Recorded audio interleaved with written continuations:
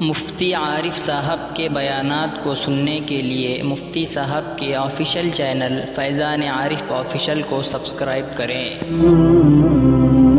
نحمده ونصلي على رسوله الكريم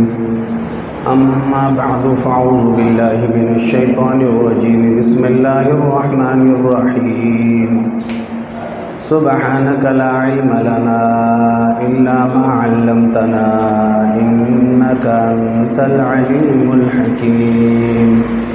صدق الله مولانا العظيم۔ بزرگان محترم، آج شعبان المعظم سن 1445 ہجری کی 12 تاریخ گویا 12 شعبان المعظم، اور اس مہینے میں جیسا کہ آپ کو معلوم ہے اللہ تعالیٰ کی خصوصی عنایات شامل ہے، اسی لیے پیارے رسول صلی اللہ تعالیٰ علیہ وسلم کا سب سے اہم عمل ماہ شعبان میں روزہ رکھنے کا ہوا کرتا تھا۔ آپ کثرت سے اس مبارک مہینے میں روزہ رکھنے کا اہتمام فرمایا کرتے تھے۔ جب آپ سے پوچھا گیا کہ آپ صلی اللہ علیہ وسلم اتنا کثرت سے اور اتنا اہتمام سے اس مبارک ماہ میں روزے کیوں رکھتے ہیں، تو آپ صلی اللہ علیہ وسلم نے ایک وجہ تو یہ ارشاد فرمائی کہ یہی وہ مہینہ ہے جس میں اللہ کے دربار میں بندوں کے اعمال پیش ہوتے ہیں۔ میرا دل یہ چاہتا ہے کہ جب میرا عمل اللہ کے دربار میں پیش کیا جا رہا ہو تو اس وقت میں کسی نیک عمل میں مصروف رہوں۔ ایک دوسری وجہ بیان فرمائی گئی، اس وجہ سے بھی کثرت سے روزے رکھے جاتے ہیں کہ اسی مبارک ماہ میں اللہ کی جانب سے بندوں کے حق میں فیصلے اللہ تبارک و تعالی فرشتوں کے حوالے فرماتے ہیں۔ تو گویا پیارے رسول صلی اللہ علیہ وسلم یہ امت کو بتلانا چاہتے ہیں کہ جب ہمارا کوئی عمل اللہ تعالیٰ زندگی میں ہمارے ساتھ کیا کیا ہونے والا ہے اس کے فیصلے فرشتوں کے حوالے فرما رہے ہو تو اس وقت ہم کسی نیک عمل میں مصروف رہیں۔ بہرحال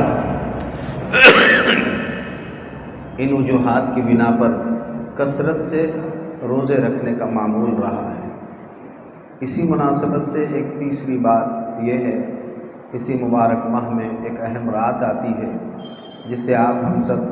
شب برات کے نام سے یاد کرتے ہیں۔ شب برات یہ جو ہے ہم عجمیوں کا استعمال ہے کہ ہم اس کو شب برات کہتے ہیں، یہ عربی میں اسے لیلۃ النصف من شعبان کہا جاتا ہے اور لیلۃ البرات کہا جاتا ہے۔ دراصل ایسا اس وجہ سے کہا جاتا ہے کہ یہ جہنم سے، دوزخ سے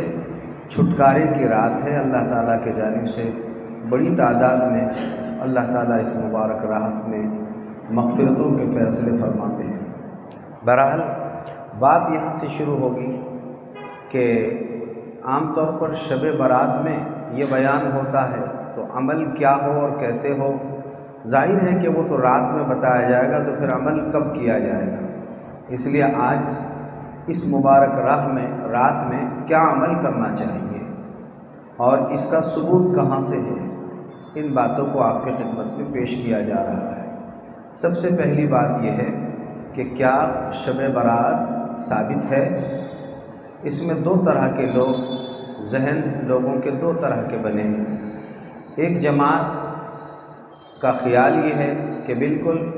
شب برات کا ثبوت ہی نہیں ہے،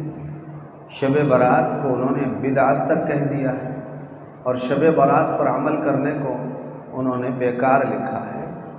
تو ایک جماعت بالکل شب برات کو شب برات ماننے ہی کے لیے تیار نہیں ہے۔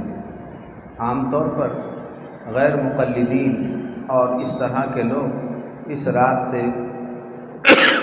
زیادہ اتفاق نہیں کرتے، ظاہر ہے کہ انہوں نے کیوں کہا، تو بس بات ان کے پاس یہی ہے کہ اس رات میں کوئی صحیح حدیث ثابت نہیں ہے، اس لیے انہوں نے یہ بات کہنی شروع کر دی۔ تو انہوں نے بہت زیادتی سے کام لیا، اور ایک دوسری جماعت جنہوں نے اعتدال سے کام لیا ہے وہ یہ ہے کہ اس رات کا ثبوت ہے، اور اس رات کا ثبوت یقیناً ضعیف حدیثوں سے ہیں، لیکن طریقہ اور ضابطہ بھائیو یہ ہے کہ جب کوئی عمل اللہ کے رسول صلی اللہ علیہ وسلم کے کئی صحابہ سے ثابت ہو یا کئی روایات سے ثابت ہو تو پھر اس کا اتنا زیادہ ضعف باقی نہیں رہتا ہے۔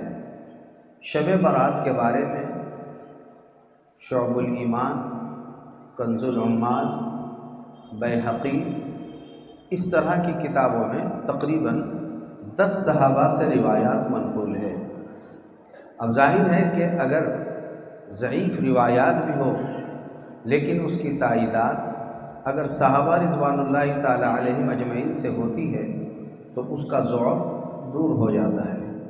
اس لیے ہم یہ کہتے ہیں کہ 10 صحابہ سے اس سلسلے میں روایات منقول ہے، تو اب اس کی یہ کمزوری دور ہو گئی اور اب اس کی اہمیت آ گئی۔ تو ایک بات یہ ہے کہ 10 صحابہ، جیسے کہ ابھی کتابوں کا حوالہ دیا اس میں یہ روایات موجود ہیں، 10 صحابہ سے یہ روایات موجود ہیں، اور اس رات میں اللہ کے نبی صلی اللہ علیہ وسلم کے اعمال اس میں ثابت کیے گئے ہیں، جن میں تذکرہ ہے اللہ کے نبی صلی اللہ علیہ وسلم کا رات میں تنہائی میں عبادت کرنے کا، جس میں تذکرہ ہے اللہ کے پیارے نبی صلی اللہ علیہ وسلم کا جنت البقیع میں جانے کا، جس میں تذکرہ ہے رات میں غروب آفتاب ہی سے اللہ کے دربار میں دعائیں مانگنے کا۔ ایسی تقریباً 10 روایات ہے جس سے اس رات کا ثبوت ملتا ہے۔ تو یہ کہنا کہ اس رات کا ثبوت نہیں ہے یہ صراحتاً غلطی ہے اور غلط بات ہے۔ تو ایک تو یہ ہے کہ اس سے متعلق 10 صحابہ کی روایات موجود ہے، دوسری صحابہ رضوان اللہ تعالی علیہم اجمعین کے زمانے سے تابعین، تبع تابعین اور ان تمام زمانوں میں اس رات سے فائدہ اٹھانا ثابت ہے کہ انہوں نے اس مبارک رات سے فائدہ اٹھایا ہے۔ تو جب صالحین اور اہل علم خود اس رات سے فائدہ اٹھاتے آئے ہیں تو ظاہر ہے کہ یہ بھی ہمارے لیے ایک سند کا درجہ رکھتا ہے۔ تو یہ 2 وجوہات آپ کی خدمت میں پیش کی گئی، ایک 10 صحابہ سے اس رات کی روایات منقول ہے، اگرچہ کہ جو روایت ہے وہ ضعیف ضرور ہے لیکن اس کی تائیدات کے لیے اتنے سارے صحابہ سے نقل کرنا یہ ہمارے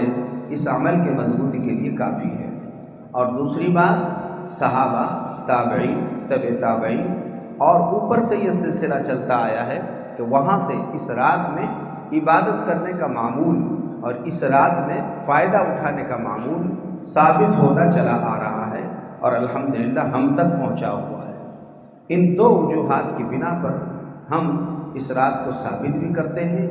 اور انہی وجوہات کی بنا پر اس رات میں اللہ تبارک و تعالی شانہ کی عبادت بھی کرتے ہیں، اللہ تعالیٰ سے تعلق بھی جوڑتے ہیں اور تنہائیوں میں عبادتیں بھی کرتے ہیں۔ لہٰذا ذہن سے یہ بات صاف کر لینا چاہیے کہ اس رات کا ثبوت نہیں ہے۔ ایک تیسری جماعت اس رات میں تیار ہوئی ہے جنہوں نے بہت ہی زیادہ غلو سے کام لیا ہے۔ ان کا کہنا ہے کہ رات ثابت بھی ہے اور بہت ساری ایسی عبادتیں کر ڈالتے ہیں جو بالکل ثابت نہیں ہیں۔ مثلا بہت سارے لوگ اس رات کا اتنا زیادہ اہتمام کرتے ہیں کہ اجتماعی طور پر نمازوں کا اہتمام کریں گے، جیسے مثلا صلاۃ التسبیح اس رات میں باجماعت ادا کرنے کا اہتمام کرتے ہیں۔ ان کے ذہنوں میں ہے کہ اس رات کی کوئی خاص اور مخصوص عبادتیں بھی ہیں، اس لیے وہ مخصوص عبادتوں میں لگے رہتے ہیں۔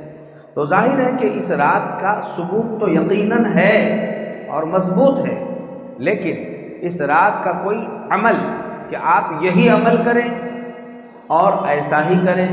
اور اجتماعی طور پر کریں، اجتماعی طور پر کوئی عمل ثابت نہیں ہے۔ اس رات کا ہر عمل تنہا تنہا ہے۔ اللہ کے پیارے حبیب صلی اللہ علیہ وسلم نے جتنے معمولات کیے تنہائی میں کیے، لہٰذا یہ کہ اجتماعی طور پر کوئی اس رات میں مثلا یہ ہے کہ 4 رکعت پڑھیں، ہر رکعت میں فلاں سورہ پڑھیں اور فلاں سورہ اتنی مرتبہ پڑھیں، یہ سب غلط بات ہے۔ اسی طرح باجماعت صلاۃ التسبیح پڑھیں یا اس رات میں باجماعت صلاۃ التہجد پڑھیں، یہ غلط بات ہے، اس رات کا یہ قطعی عمل نہیں ہے۔ اسی طرح بعض نے تو اس سے بھی زیادہ انتہا کر لی کہ ان کے یہاں عورتوں میں بھی اس طرح کا عمل چل پڑا ہے کہ عورتیں باضابطہ باجماعت یہ نماز پڑھنے کا اہتمام کرنے لگ گئی ہے۔ یہ بھی بات غلط ہے، اللہ کے رسول صلی اللہ علیہ وسلم سے کہیں ایسا عمل ثابت نہیں ہے کہ عورتوں نے باجماعت کوئی عبادت کی ہو یا صحابہ نے باجماعت کوئی نماز پڑھی ہو، یا یہ ہے کہ کوئی مخصوص ہیئت کے ساتھ عمل کیا گیا ہو، ایسا اللہ کے رسول صلی اللہ علیہ وسلم سے اس مبارک رات میں عمل کوئی ثابت نہیں ہے۔ البتہ جن معمولات کا ثبوت ملتا ہے ان باتوں کی طرف آپ دھیان اور توجہ دیں۔ وہ بات یہ ہے، اللہ کے رسول صلی اللہ علیہ وسلم اس رات میں جاگے ہیں،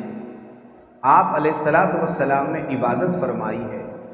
اس رات میں اللہ تبارک و تعالیٰ سے آپ رجوع ہوئے ہیں۔ باضابطہ ابن ماجہ کی روایت ہے کہ اللہ کے رسول صلی اللہ تعالیٰ علیہ وسلم نے یہ بات ارشاد فرمائی کہ جب لیلۃ النصف من شعبان آتی ہے، یعنی یہی شب برات آتی ہے، تو اللہ تبارک و تعالیٰ سمائے دنیا پر جلوہ افروز ہوتے ہیں اور وہاں سے اللہ تبارک و تعالیٰ یہ اعلان فرماتے ہیں، یہ ابن ماجہ کی روایت ہے، وہاں سے اعلان فرماتے ہیں الا من مستغفر فاغفر لہ۔ یہ جیسے ہی غروب آفتاب ہوتا ہے، عشاء کے بعد سے نہیں، جیسے ہمارے یہاں معمول ہے کہ روزانہ عشاء کی نماز مثلا 8:30 بجے پڑھیں گے، آج 8:45 بجے عشاء کی نماز رکھی جاتی ہے، تو یہ تو اور دور لے جایا جا رہا ہے، جبکہ اگر اس کا ثبوت جیسے کہ اس روایت سے ثابت ہو رہا ہے تو یہ عشاء کے بعد سے نہیں ہے، یہ مغرب کے بعد سے ہی ہے، کہ جیسے ہی اس 14ویں تاریخ کا سورج غروب یعنی 14ویں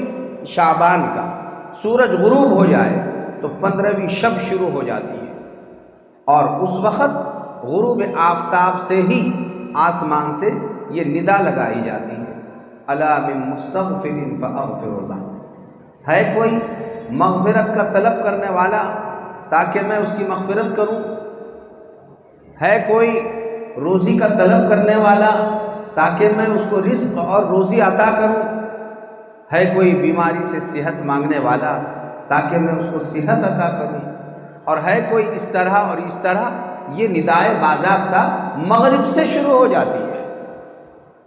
لہٰذا اس رات میں فائدہ اٹھانے کا طریقہ یہ عشاء کے بعد سے ہے ایسا نہیں ہے،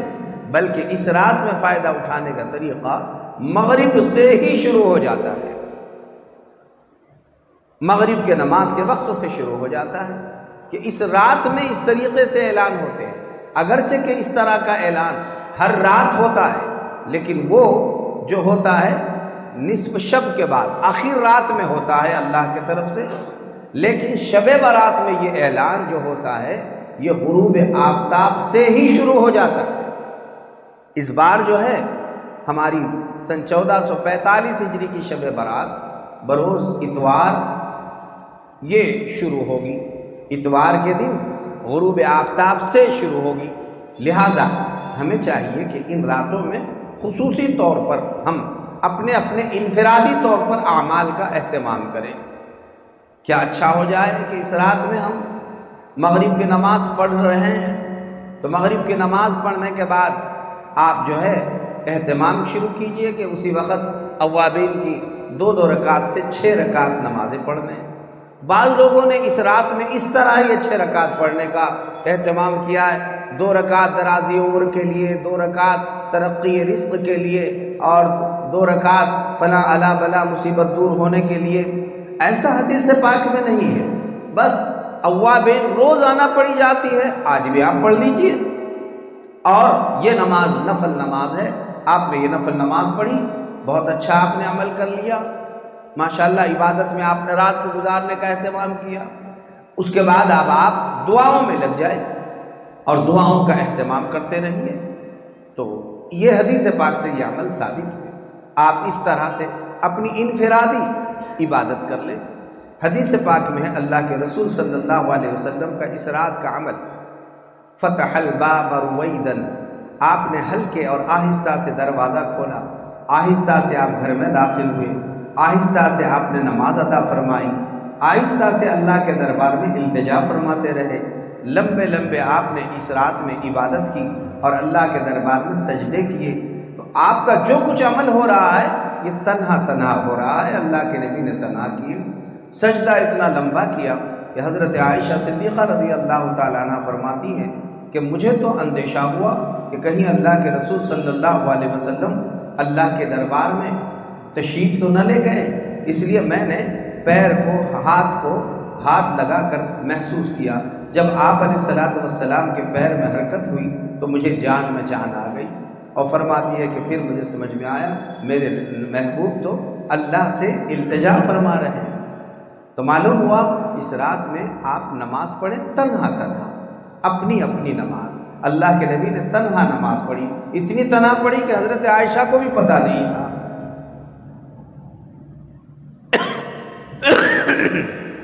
انفرادی نماز، عورتوں کی بھی مردوں کی الگ الگ اپنی اپنی، کیا پڑھیں آپ جو پڑھنا چاہیں، کوئی خاص عبادت کی بھئی شب برات کی یہی نماز ہے، ایسا کوئی عمل نہیں ہے۔ بلکہ میں آپ کو البتہ اس سلسلے میں اس وجہ سے کہ لوگ یوں کہتے ہیں بیدار تو رہنا ہے،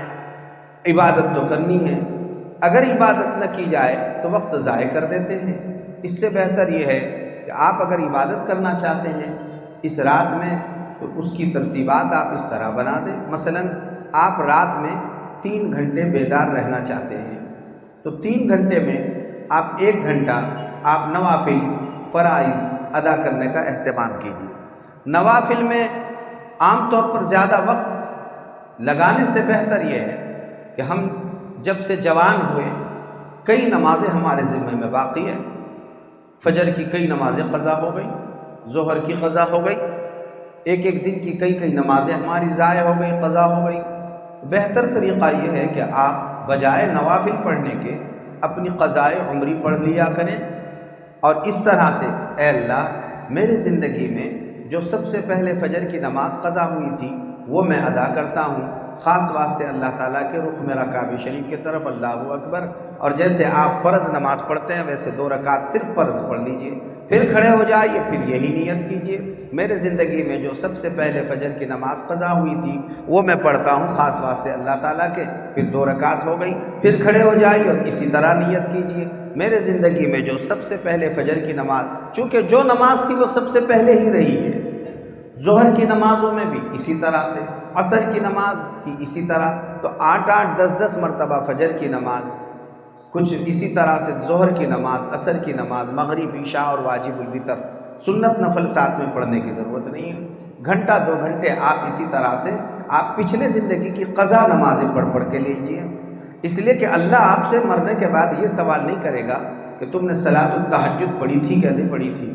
یا صلاۃ التسبیح پڑھی ہے کیا نہیں پڑھی ہے، لیکن اللہ یہ ضرور سوال کرے گا کہ تم نے میرے فرض نمازیں ادا کی ہے یا نہیں کی ہے، اور چلو چھوٹ گئی تھی تو پھر تم نے اس کی قضا بھی کی یا نہیں کی،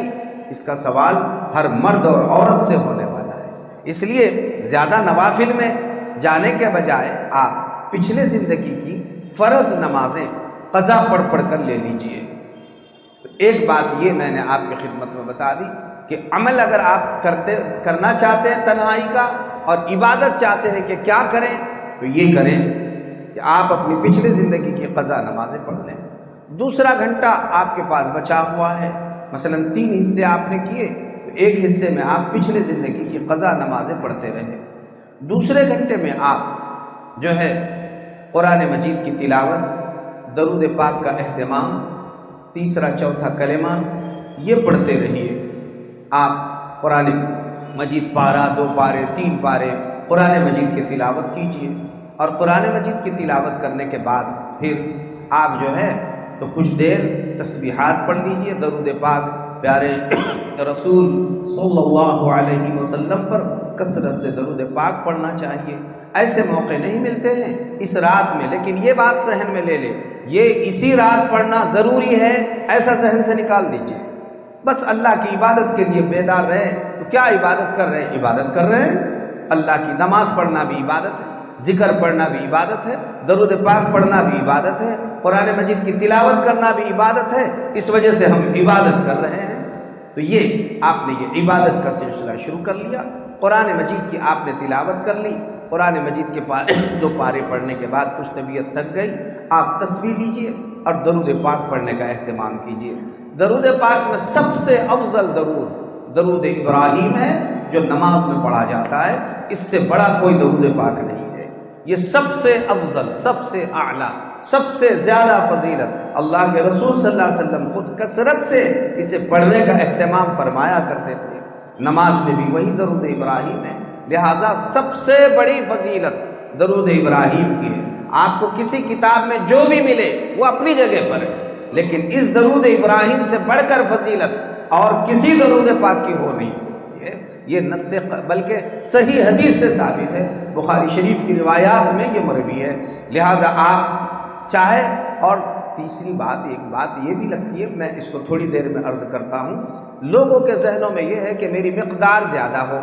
تو اپن مقدار بڑھانے کے چکر میں رہتے ہیں کہ بھئی میری نوافل کتنے رکعت پڑھے، میں نے 100 رکعت نوافل پڑھ لی، درود پاک کتنے پڑھے تو میں نے اتنے 1000 مرتبہ پڑھ لیے۔ ٹھیک ہے، یہ بھی مطلوب و مقصود ہے، لیکن اس سے زیادہ مطلوب و مقصود بھائیوں، وہاں اللہ کے دربار میں مقدار نہیں دیکھی جاتی، وہاں وزن دیکھا جاتا ہے۔ اسی لیے امام بخاری رحمۃ اللہ علیہ نے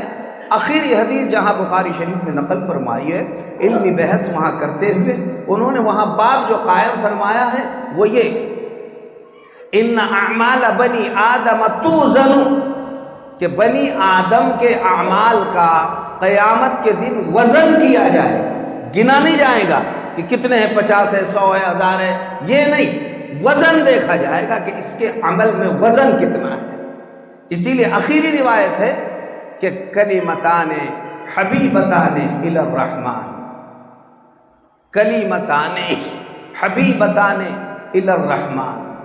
خفیفتان علی اللسان ثقیلتان فی المیزان سبحان اللہ وبحمدہ سبحان اللہ العظیم۔ اس حدیث کو ثابت کرنے کے لیے امام بخاری نے یہ بات بیان فرمائی ہے کہ میدان محشر میں کیفیت اور تعداد نہیں دیکھی جائے گی، بلکہ ہر عمل کا وزن دیکھا جائے گا۔ اس نے عمل تو کیا ہے، لیکن اس کے عمل میں جان کتنی ہے، جاندار کتنا ہے۔ تو میں کہوں گا 2 ہی رکعت پڑھو، ایسی اللہ راضی ہو جائے۔ یا اللہ اکبر، الحمدللہ رب العالمین الرحمن الرحیم مالک یوم الدین، آپ کو بھی پتہ نہیں کہ آپ کیا پڑھ رہے ہیں۔ السلام علیکم ورحمۃ اللہ، السلام علیکم ورحمۃ اللہ، کھڑے ہو گئے۔ قطعاً ایسی نمازیں مت پڑھیے، اس کی کوئی ضرورت نہیں ہے۔ 2 رکعت اس شان کے ساتھ پڑھیے کہ ساری رات کی عبادتوں پر وہ غالب آ جائے۔ اللہ کے رسول صلی اللہ علیہ وسلم نماز پڑھتے تھے، ایسی لمبی لمبی نماز پڑھا کرتے تھے، آپ کے نماز میں ایک جان ہوتی تھی۔ آج لوگ نماز اور عبادتوں کو جاندار بنانے کے طرف نہیں توجہ کر رہے ہیں، بس مقدار بڑھانے کے چکر میں پڑے ہوئے۔ مقدار مطلوب نہیں ہے، اصل میں وزن مطلوب ہے کہ ہمارے عمل میں وزن کتنا پیدا ہو رہا ہے، وہاں وزن دیکھا جائے گا کہ آدمی کا وزن۔ اس لیے امام بخاری رحمۃ اللہ علیہ نے وہاں جو باب باندھا ہے اس میں یہی بات نقل فرمائی، ان اعمال بنی آدم توزن، کہ بنی آدم کے عمل کا وزن کیا جائے گا، وزن کیا جائے گا۔ اور اسی وجہ سے انہوں نے یہ ثابت کیا ہے کہ ہر عمل کو اللہ تعالیٰ ایک جسم عطا فرمائے گا، جسم، یہ نماز، یہ روزے، یہ سبحان اللہ، الحمدللہ، اسے اللہ ایک جسم دیں گے۔ اور یہ جسم کی شکل میں ترازو میں تولے جائیں گے۔ وَنَزَعُ الْمَوَازِينَ الْقِسْطَ، ہم انصاف کا ترازو قائم کرنے والے ہیں۔ معلوم ہوا انصاف کے ترازو میں یہ تعداد نہیں رکھی جائے گی، وزن،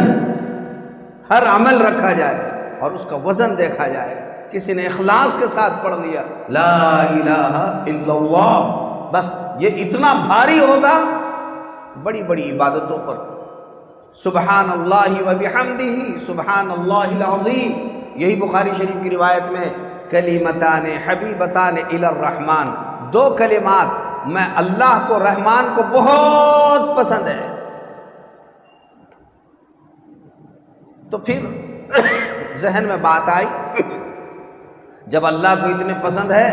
تو یہ بہت مشکل ہوں گے۔ فوراً دوسرا جملہ اللہ کے نبی نے فرمایا نہیں، مشکل کچھ بھی نہیں ہے، خفیفتان علی اللسان، زبان پر بہت ہلکے پھلکے،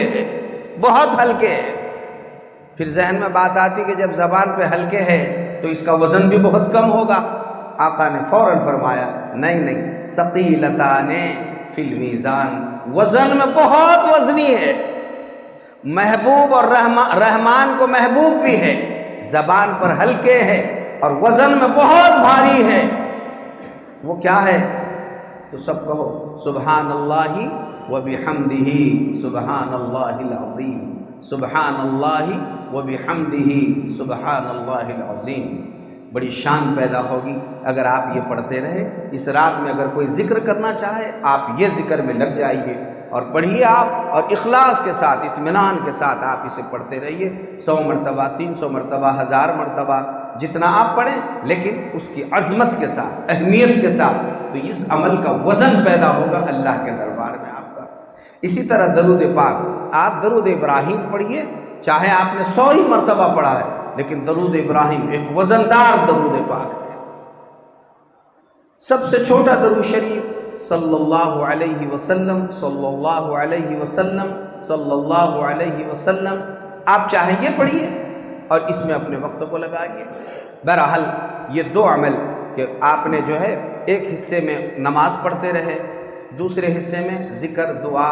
تلاوت کرتے رہے، اور تیسرا حصہ جو بچا اس میں اللہ کے دربار میں دعاؤں کا اہتمام۔ دعا مستقل ایک عمل اور علیحدہ عمل ہے۔ دعا اس رات کا اگر کوئی پوچھے آپ کو کہ سب سے بڑا عمل کیا ہے،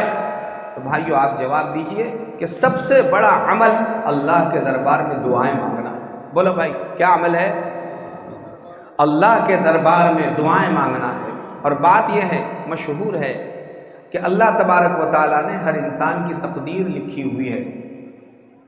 تو تقدیر کے فیصلے تو اللہ تعالیٰ نے یہ لوح محفوظ میں لکھ کے رکھ دیے ہیں۔ مثلا کسی کی عمر ہے 100 سال، تو پورا 100 سال کیا کھائے گا، کیا پیے گا، کتنی خوشیاں ملیں گی، کتنے غم ملیں گے، کن کے نکاح ہوں گے، کن کے حج ہوں گے، کن کی اولاد ہوں گی، کس کے یہاں پر جو ہے غم پہنچیں گے، اور کس کے یہاں نقصان ہوگا، مصیبتیں آئے گی، اور کس کے یہاں کیا کیا خوشیاں ملے گی۔ ایسے آپ کے قسمت کی ہزاروں، لاکھوں، کروڑوں باتیں وہ پورے 100 سال کے بجٹ میں لکھ کے رکھ دی گئی ہے۔ وہ پورا لوح محفوظ میں محفوظ ہے۔ ہم جسے میموری کہتے ہیں ہمارے یہاں، تو میموری میں آپ دیکھیے کتنے سال کی چیزیں بند کر کے رکھ دیتے ہیں، تو اللہ نے بھی اس میموری میں سب محفوظ کر کے رکھ دیا ہے لوح محفوظ میں۔ اب ہر سال ایک ایک سال کا بجٹ اس میں سے توڑ توڑ کے نکال کر فرشتوں کے حوالے کیا جاتا ہے۔ تو علماء کی ایک جماعت کی رائے یہ ہے کہ وہ جو ایک سال کا بجٹ اس میں سے توڑ کے نکالا جاتا ہے وہ شب برات میں نکالا جاتا ہے۔ اب شب برات میں اس میں سے نکالا جاتا ہے اور فرشتوں کے حوالے کیا جاتا ہے، اور شب قدر میں زمین پر اتار کر اس بجٹ کو بندوں پر نافذ کر دیا جاتا ہے۔ تو اس کا مطلب یہ ہوا کہ ہمارا ایک سال کا حصہ اس میں سے توڑ کے لوح محفوظ میں سے نکالا جانے والا ہے، تو ابھی تو اندر ہی ہے، تو شب برات میں ہونے والا ہے۔ تو بھائیوں اب یہ پورے مجمع کی ذمہ داری ہے۔ جہاں تک میرا یہ پیغام جائے، میں آپ کو یہ بات سمجھانا چاہ رہا ہوں، یہ بڑی اہم بات ہے کہ وہ بات یہ ہے کہ اللہ کے دربار میں یوں کہے، اے اللہ آپ نے میرے قسمت میں بہت کچھ لکھ دیا ہے، مجھے پتہ نہیں ہے کہ میرے ساتھ کیا ہونے والا ہے، مجھے پتہ نہیں ہے کہ کیا ہونے والا ہے، اللہ میں اس سال بہت اچھا آپ نے یہاں تک مجھے لایا، مجھے کوئی بیماری نہیں ہے، شوگر نہیں ہے، بی پی نہیں ہے، میرے گھٹنوں میں درد نہیں ہے، سر میں درد نہیں ہے، الحمدللہ آپ نے بہت اچھا لایا۔ اللہ اب آئندہ سال کے بجٹ میں آپ نے کیا لکھا ہے مجھے پتہ نہیں ہے، اگر آپ نے اس میں لکھ بھی دیا ہے کہ اب اس شب برات میں اس شخص کو شوگر کی بیماری لگنے والی ہے، اسے جو ہے بی پی ہونے والی ہے، فلاں بیماری میں یہ مبتلا ہونے والا ہے، اس کا ایکسیڈنٹ ہونے والا ہے، حادثہ پیش آنے والا ہے، اللہ اگر آپ نے لکھ بھی دیا ہے، آپ لوح و قلم کے بادشاہ ہے، تختی بھی آپ کے ہاتھ میں ہے، قلم بھی آپ کے ہاتھ میں ہے، ربر بھی آپ کے ہاتھ میں ہے، آپ کی شان یمحو اللہ ما یشاء و یثبت، جو چاہے لکھتے ہیں اور جو چاہے مٹاتے ہیں، یہ آپ ہی کا کام ہے۔ اللہ اگر آپ نے مجھے ایسا بیمار ہونا آئندہ لکھ بھی دیا ہے تو خدایا ابھی وہ فیصلے اترے نہیں ہے، مٹا دیجیے اور لکھ دیجیے اس کے جگہ نہیں تیرے مانگنے اور تڑپنے کے برکت سے تجھے اب آئندہ سال بھی صحت مند لکھ دیا گیا۔ آپ ایسا اللہ تعالیٰ سے کہیے۔ آپ کے گھر میں بیٹی ہے اور جوان ہو کر 10 سال ہو گئے، اللہ سے کہیے اللہ یہ 11واں سال اب شب برات سے شروع ہونے والا ہے، اگر آپ نے میرے بیٹے اور بیٹی کے بارے میں لکھا ہے اس سال بھی ان کی شادی نہیں ہونے والی ہے اور رشتہ نہیں ملنے والا ہے، اللہ میں بندہ ہوں، میں حیران و پریشان رہتا ہوں، قلم بھی آپ کا ہے، تختی بھی آپ کی ہے، تقدیر بھی آپ نے لکھی ہے، اللہ اگر آپ نے اس سال بھی لکھ دیا ہے کہ 11واں سال بھی ان کا نکاح نہیں ہونے والے ہیں، اللہ ایسی تقدیر کو مٹا دیجئے اور مٹا کر اس کے جگہ لکھ دیجئے کہ نہیں اب 11ویں سال نیک صالح رشتہ اور جوڑا تمہارے بیٹے اور بیٹی کو ملنے والا ہے۔ آپ کی شادی ہو کر 10 سال ہوئے اور گود ابھی تک اولاد سے بھری ہوئی نہیں ہے، اللہ کے دربار میں کہیے اے اللہ اگر آپ نے اس 11ویں سال میں لکھا ہے کہ میں اسی طرح بانجھ رہنے والا ہوں، بے اولاد رہنے والا ہوں، ایسی تقدیر مٹا کر لکھ دیجئے نہیں اب 11ویں سال تجھے نیک اور صالح اولاد دی جانے والی ہے۔ لڑکیاں ہی لڑکیاں ہیں، لڑکا نہیں ہے، اللہ کے دربار میں کہیے اب 4 اور 5 بیٹیوں کے بعد بھی چھٹی تمہیں بیٹی ہی ہونے والی ہے، اللہ بیٹا دینے والی صرف آپ ہیں، اگر آپ نے لکھا ہے کہ مجھے چھٹی بھی بیٹی ہی ہونے والی ہے، درخواست ہے رب العالمین ایسی تقدیر مٹا کر آپ لکھ دیجئے کہ نہیں اب اس چھٹی مرتبہ تجھے بیٹا دیا جانے والا ہے۔ بات سنو، فیصلے وہاں ہمارے فیصلے قسمتوں کے فیصلے بولو کہاں ہوتے ہیں؟ آسمانوں پر ہوتے ہیں۔ ہمیں زمین پر پریشان ہونے کی ضرورت نہیں، اللہ سے مانگنے کی ضرورت ہے، اللہ سے جیسا رشتہ رہے گا اللہ ویسے فیصلے کریں گے۔ اور پھر بات سنو، اللہ کے پیارے حبیب نے فرمایا، یہ مشکاۃ شریف کی روایت ہے، مشکاۃ شریف میں ہے اللہ جب تقدیر کے فیصلے لکھتا ہے تو تقدیر کے فیصلوں کو کوئی بدل نہیں سکتا، تقدیر تقدیر ہے، وہ اٹل فیصلے ہے، لا یبدل القول لدی، میرے پاس کسی بات میں تبدیلی نہیں آتی ہے، اللہ کا ہر فیصلہ اٹل رہتا ہے۔ لیکن ایک طاقت اللہ نے ہر بندے کو، ہر بندی کو، ہر مرد کو، عورت کو، جوان کو، بوڑھے کو، شہری کو، دیہاتیوں کو، بنگلوں میں رہنے والوں کو، جھوپڑیوں میں رہنے والوں کو، فقیروں کو، مالداروں کو، کروڑ پتیوں کو، اور جن کے پاس کچھ نہیں ہے سب کے لیے ایک طاقت ہر ایک کو اللہ نے دی ہے، اور فرمایا جب بندہ اس طاقت کا استعمال کرتا ہے تو اللہ اللہ ہے، لیکن بندہ جب یہ التجا اپنی عاجزی میں اللہ کے دربار میں کرتا ہے تو اللہ تقدیر میں لکھے ہوئے فیصلے بدل ڈالتا ہے۔ مشکاۃ شریف کی روایت ہے لا يرد القضاء الا الدعاء، تقدیر کے فیصلے لا يرد القضاء، تقدیر کے فیصلے رد نہیں کیے جاتے، بدلے نہیں جاتے، ان کو ختم نہیں کیا جا سکتا ہے الا الدعاء، مگر جس کے بارے میں جو کچھ لکھا گیا ہے وہ اگر صحیح معنی میں اللہ سے التجا کر لے تو اس کی دعا میں اتنی طاقت ہے، اتنی تاثیر ہے کہ اللہ لوح محفوظ کے فیصلے واپس لے لے۔ اب آپ کون کس مسئلے میں الجھا ہوا نہیں ہے بھائی؟ میں ہزاروں مسئلوں میں الجھا ہوا ہوں، تو مجھے اپنے ہزاروں مسئلے ادھر ادھر بھٹکتے پھرنے کی ضرورت نہیں، اس لیے کہ میرا زندہ جاوید رب میرا سب کچھ سن رہا ہے، میرے بارے میں فیصلے کرنے کے لیے تیار ہے۔ خصوصاً بھائیو اس بات کو ساری دنیا کہہ رہی ہے مسلمانوں اب تمہارا کچھ نہیں رہا، اور اس ملک میں تمہارا امن خطرے میں پڑا ہوا ہے، اس ملک کی جمہوریت خطرے میں پڑی ہوئی ہے۔ میں ایک ایک بھائی سے اور بہن سے یہ التجا کرنا چاہتا ہوں کہ میرا رب وہ ہے کہ اس کے لیے نہ طاقت کی ضرورت ہے، نہ قوت کی ضرورت ہے، نہ اس کے لیے حکومت کی ضرورت ہے، نہ اس کے لیے فوج کی ضرورت ہے، نہ اس کے لیے ووٹنگ کی ضرورت ہے، نہ الیکشنوں کی ضرورت ہے۔ اس کی شان تو وہ ہے یا من امرہ بین الکاف والنون، اس کی شان وہ ہے کہ اس کا امر تو کاف اور نون کے بیچ میں ہے۔ اذا اراد شیئا، جب وہ کسی چیز کے کرنے کا ارادہ کرتا ہے، یقول لہ کن فیکون،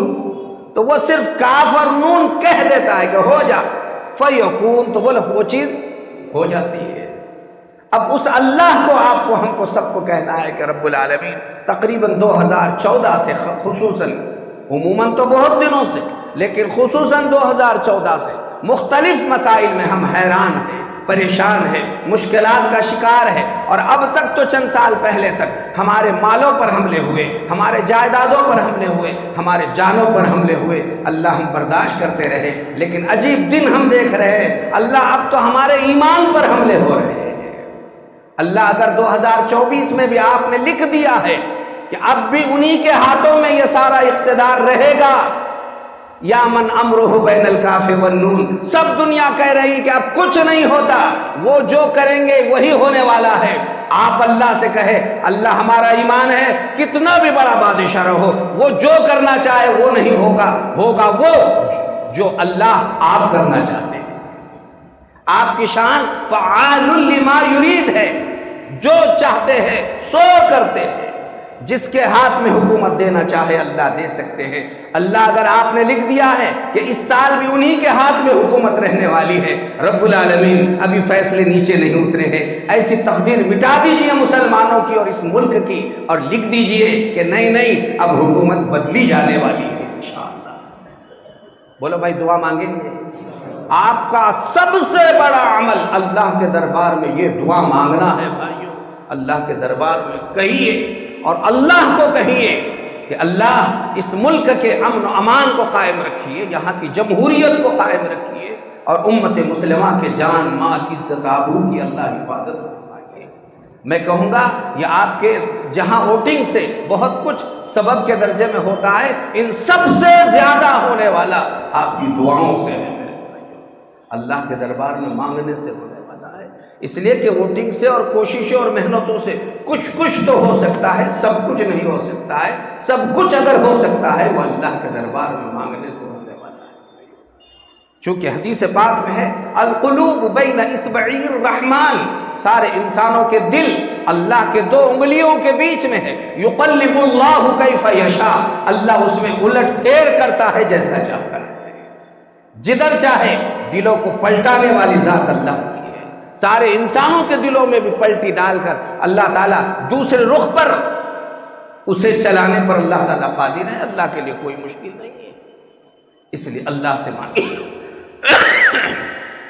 اس شان کے ساتھ آپ رات گزاریں اور دعا مانگتے رہیں، بڑا نفع ہوگا، بڑا فائدہ ہوگا۔ اللہ تعالیٰ اپنے فضل سے ان ساری کہیں سنی جانے والی ہدایات پر جم کر ہم سب کو عمل پیرا ہونے کی توفیق عطا فرمائیں۔ وآخر دعوانا ان الحمدللہ۔